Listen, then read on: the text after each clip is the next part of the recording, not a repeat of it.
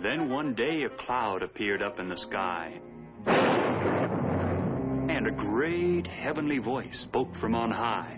"O good man Noah," said the voice, "the things I see leave me no choice. I must send rain and flood one day to wash the wickedness away.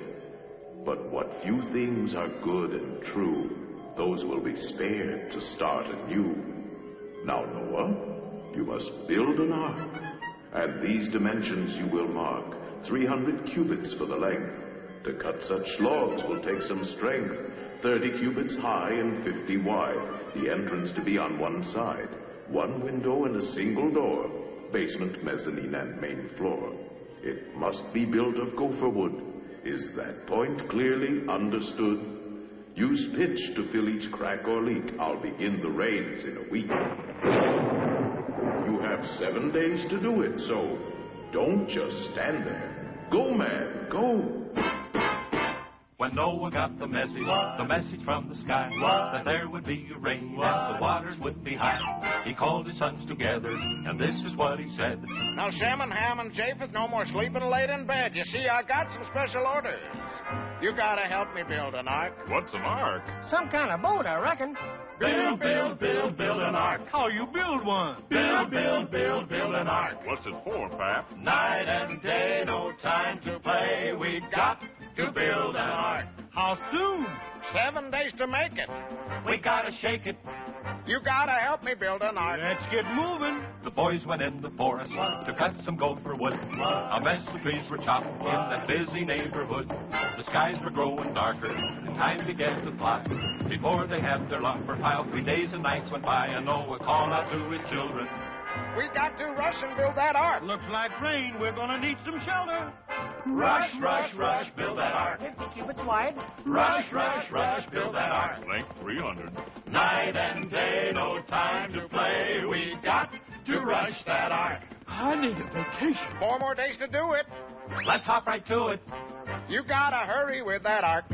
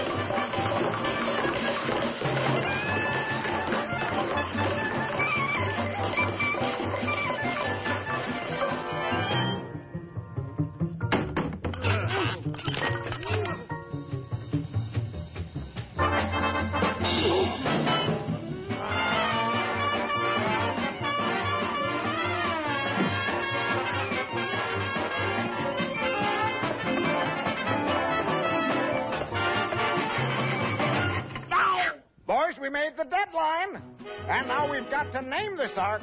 "Let's see, how about Shem's ark?" Ham's ark? Japheth's ark? Boys, I think I've got it. Why don't we call it Noah's Ark? Oh, yeah. I guess we'll call it Noah's Ark. That's good. I like it. That's very good. That's nice. Exhausted from their job well done, it truly was a handsome one. The boys lay down to take a snooze when Noah cried, "No time to lose. We've one more duty to perform.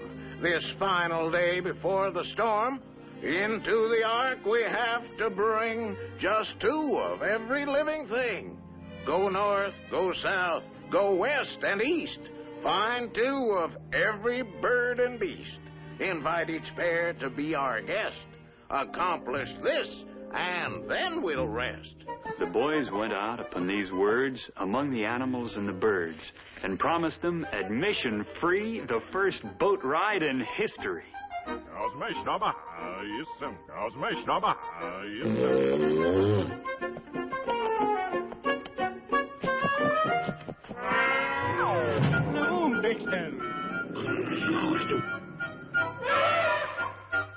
Well, I should see none of them near, Nelson. They got right open. I must.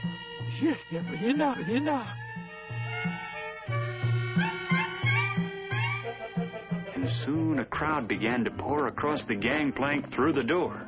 This was the season's big affair, and all the finest folks were there. Well, the aardvark came and the antelope came. The beavers, bears, and the buffalo came to the maiden cruise of the good ship Noah's Ark. The tigers came and the elephants too. The ducks and geese and the pelicans flew to the maiden cruise of the good ship Noah's Ark. The penguins dressed in formal style. Flamingos wore their pink. The camels came in camel pile. The minks in natural mink. Then the whooping cranes gave a holler and a whoop, so pleased that they were part of the group on the maiden cruise of the good ship Noah's Ark. Noah carefully checked each guest on his list to make sure not a single one would be missed. Well, some of those guests were odd-looking critters. The way they were built would give you the jitters. There were duck-billed platypus half and halves, silly hyenas with sillier laughs, earthbound emus, hopscotching kangaroos, and the great galloping canoes came in twos. Well, the chimps and monks and gorillas walked in to say hello and how have you been on the maiden cruise of the good ship Noah's Ark. The ostrich pair, they were strutting so proud, and how their feathers tickled the crowd on the maiden cruise of the good ship Noah's Ark. The civet cats were seated near the horrified giraffes. The porcupines made their point clear. They'd stick around for the laughs. Then the lightning flashed and the folks were all thrilled. They knew the ocean soon would be filled for the maiden cruise of the good ship Noah's Ark. The yaks and zebras were last to board the ark, and just in time, for the sky was getting dark. Then Ham, Shem, and Japheth looked terribly hurt. They hung their heads and kicked their toes in the dirt. But they were all smiles and really delighted to learn they and their wives, too, were invited.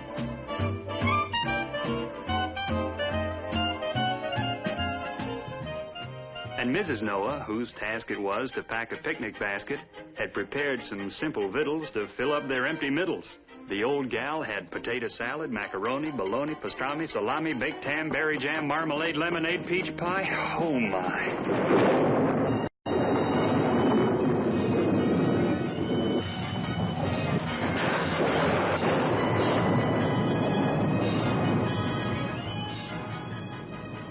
My. This was no ordinary cloudburst. Of all known storms, this was the worst. Oh, it rained every day, it rained every night, but the old Gopherwood Ark was weather-tight. How it did rock and roll once it left the land.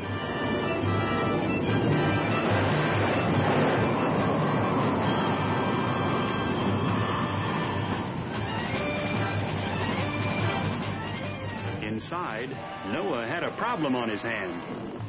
Everyone was sick of the rain. And bored with the food, they began to complain.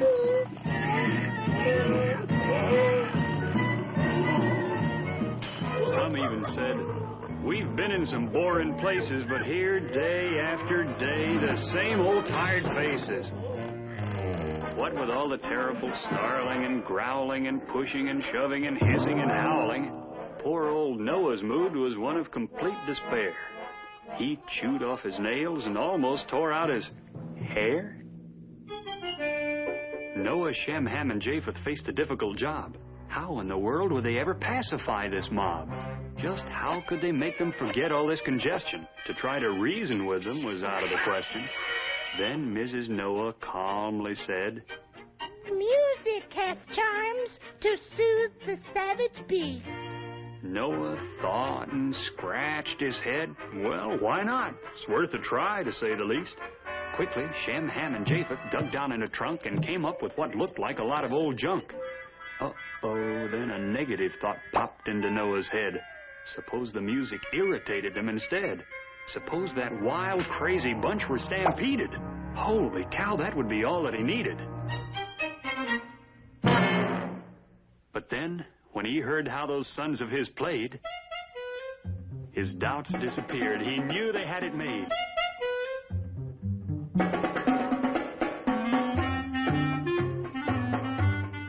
Each bird and each beast with a smile on his face turned to his mate and with the utmost of grace offered her his arm. I should say paw. Wing. Noah was so happy he began to sing. Come on and love one another. Gotta love one another, 'cause we need one another as we journey on our way. Start thinking of one another, cheering for one another, standing by one another every day. When there's a storm to weather, surely you'll note that we are all together in the very same boat. So come and sing while it's raining, laughing, dance while it's raining, give up all our complaining, and we'll chase the clouds of gray. It's fun to love one another, really, love one another, truly, love one another all the way.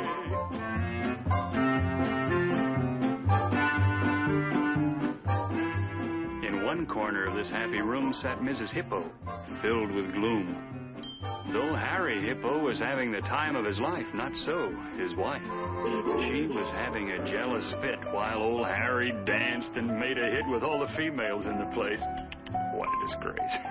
So she was caught completely off guard when Noah said, Harry's such a card. He must be fun around the house. You're lucky to have such a spouse. Please, that will suffice. Mr. Noah, let me give you some advice. Now, looky here. Don't speak of stew to an oyster. Don't talk of chowder to a clam.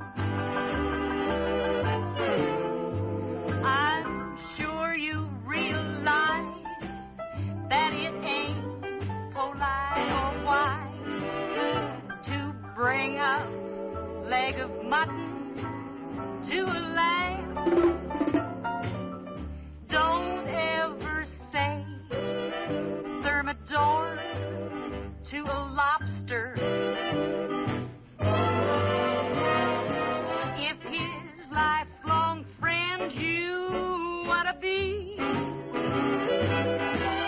and you'd be my friend too, yes, I'd be obliged to you if you don't mention his name to me.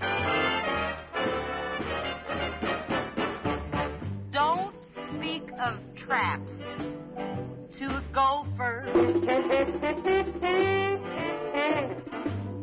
Don't you holler camphor to a moth.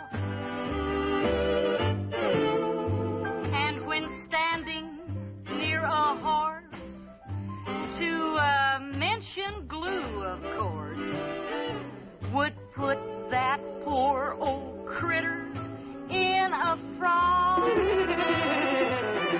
And let me tell you straight, I would sure appreciate if you don't mention his name to me,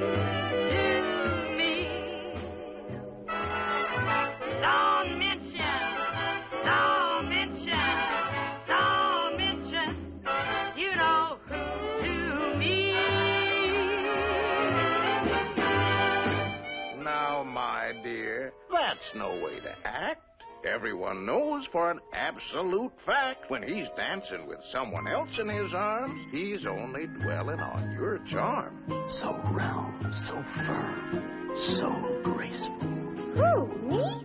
When you see him whisper in someone else's ear, he's raving about you, my dear. How beautiful, how ravishing. Who, me? And when he smiles at someone new, he's thinking no one can compare to you. It was love at first sight. Who, me? Yes, your Harry is true to you. Then I've no cause to be blue. Where have you been hiding all my life? Oh, Harry, you say the cutest thing. Who, me? It's fun to love one another really, love one another really, love one another all the way. It rained and rained and rained, and it rained some more. Then it really began to pour. I mean pour. 40 days and 40 nights in all. There never was such a squall. The wind whistled and howled and blew, and the tempest grew and grew and grew. From wave to wave, the ark was tossed and hurled. This tiny boat with the entire population of the world. Then, just as quickly as the storm had started, the downpour stopped. The big black clouds departed. Old Noah sent forth a dove into the air.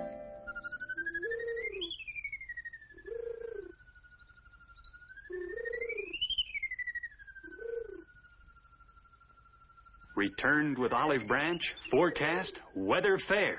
Noah ran quickly downstairs with what he'd heard. This was gospel truth. He got it from the bird. The rains had stopped. The skies were bright and clear. Their trip was over. They were here. But where was here? No one seemed to know, or even seemed to care. The important thing was that they were there. Then they finally saw just where they were at, beached high and dry on good old Mount Ararat. Then everyone hugged and kissed and hugged their wives. This was a trip they'd remember all their lives. Now they waved goodbye and began to descend. Yes, all ashore, 'cause this was the end of the maiden cruise of the good ship Noah's Ark. They headed home with their little ones now. The families all grew larger somehow on the maiden cruise of the good ship Noah's Ark.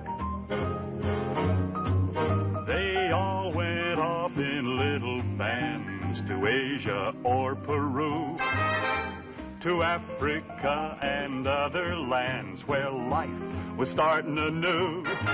Now they all could brag every place that they'd go. Our family came over, you know, On the maiden cruise of the good ship Noah's Ark. So ends the tale of the world's first boat, and of the history it wrote, and of the man who proved his worth back in the earliest times of Earth. It was the maiden cruise of the good ship Noah's Ark.